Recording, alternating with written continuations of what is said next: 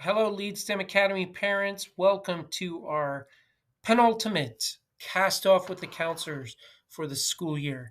My name is Todd Sear. I'm the sixth grade counselor.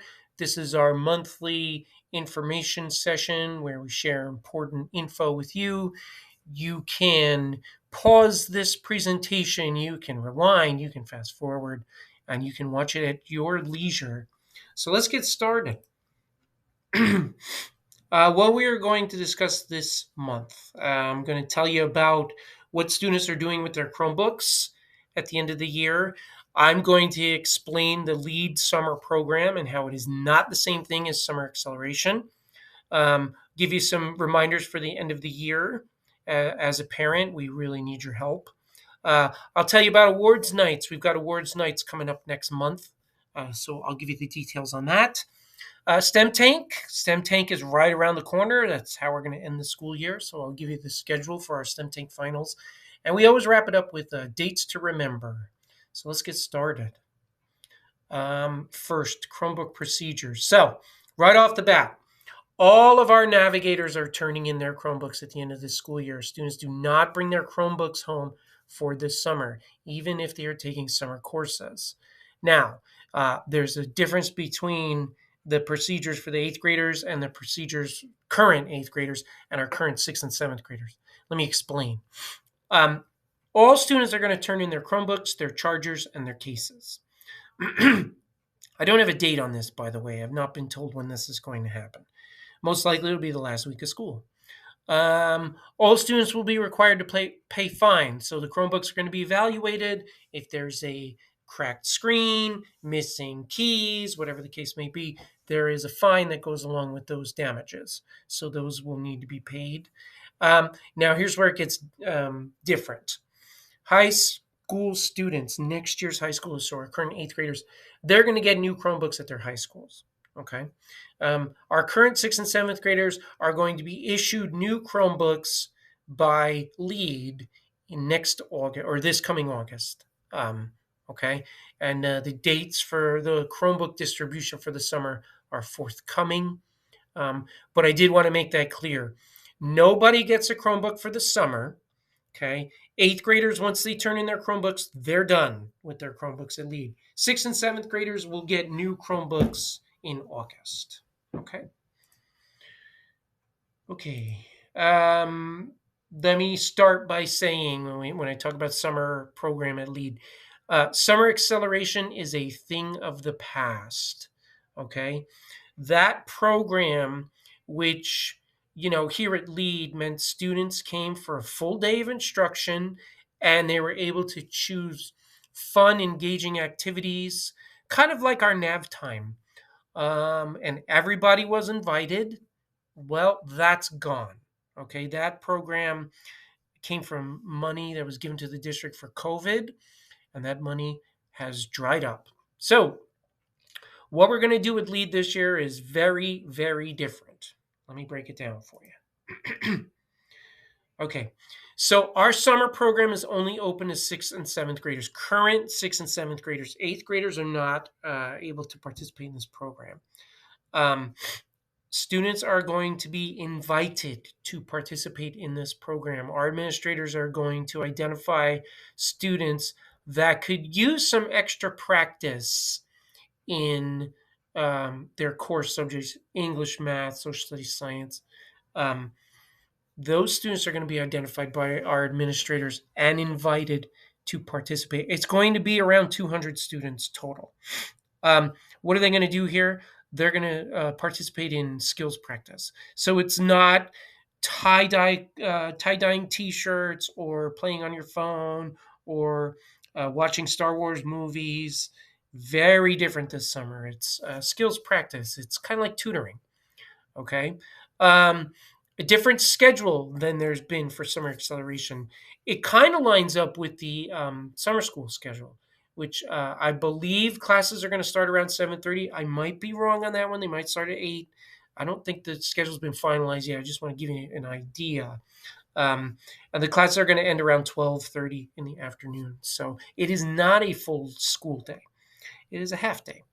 Okay. What's the purpose for our summer program? Is to help students improve in the core areas. We want to help them increase their grades. We want to help them increase their test scores on the SBAC and the MAP.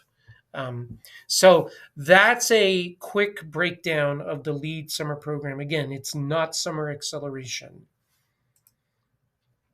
All right, next up. We are reaching out to you, our parents, to discuss the following things with your students because, as you may be aware, the end of the year usually means a rise in inappropriate behavior, um, um, visits to the student success office. They get squirrely, in other words. So here's what we would certainly appreciate your help with: attendance. Make sure they're here. There are important things happening at the end of the year, like STEM Tank. Um, so we'd like our students to be here. Um, not the best time to take a vacation. Wait, another month uh, and take your vacation. Behavior, as I said earlier, they get a little restless, some of them. So please encourage your students to follow the lead way. They've been doing it all year. This last month or so is no different. And dress code, we do see an increase in dress code violations at the end of the school year, especially the girls. So just please make sure that they are following the CCSD dress code. We don't have a dress code at LEAD. We don't have standard student attire. Our students are welcome to wear just about anything they want, like rock band T-shirts and graphic tees. You're not going to find that at most other middle schools. So anyway, just make sure that they're dressed appropriately as they leave the house. We really appreciate that. Online registration. This is an end of year thing for parents. Everybody must complete their online registration, or OLR. Okay. However many students you have in the Clark County School District, you must complete an OLR for each one of those students. Okay. Where do you do OLR? It's in the Infinite Campus. There are instructions that were sent out by the district or by your child's school. Follow those instructions to register your student. I have 2 students myself. It takes about 10 minutes to complete the OLR. I do want to point out, this is especially for my 6th grade parents. If your child is a student at LEAD, you do not need to reapply for your child to come to LEAD next year. Once they're ours until they move on. Okay, so if you leave the state or decide to homeschool or want to enroll your child in a different middle school, or they move on to high school, that's when students leave, are no longer a part of our student body. Okay. So if you're planning for your kiddo to come back for 7th grade next year, no need to reapply. We got them their hours. Okay. Awards nights are coming in May. So it's time to recognize the hard work of our LEAD STEM Academy navigators. All right, so we have 2 awards nights. We have an 8th grade awards night and we have a 6th and 7th grade awards night. They are different. The 8th grade awards night is a little more formal. It takes place in the gym. There is seating. There's a stage. Students will be called individually. Little more pomp and circumstance to the 8th grade awards presentation. While it's on my mind, let me say there is no such thing as 8th grade graduation. Okay, the school district does not believe in 8th grade graduation. So what I'm talking about right now is awards night. Okay, students need to be invited to awards night. They're being recognized by staff members on campus. Okay, so 8th grade awards night takes place on Friday, May 10th. It'll start at 5 o'clock. It is in the gym. Okay, and it will run about an hour, maybe a little longer. Last year was less than an hour. Followed by the 8th grade dance, which is in the cafeteria, and that starts at 7. That's 8th graders only. Okay. it's our way of saying goodbye. So that's the 8th grade awards slash dance. Now, on Monday the 13th will be the 6th and 7th grade awards ceremony, which takes place out here in the quad. Okay, is not in the gym. Now, plans could change. These plans are free flowing, but this is how we've done it the last couple years.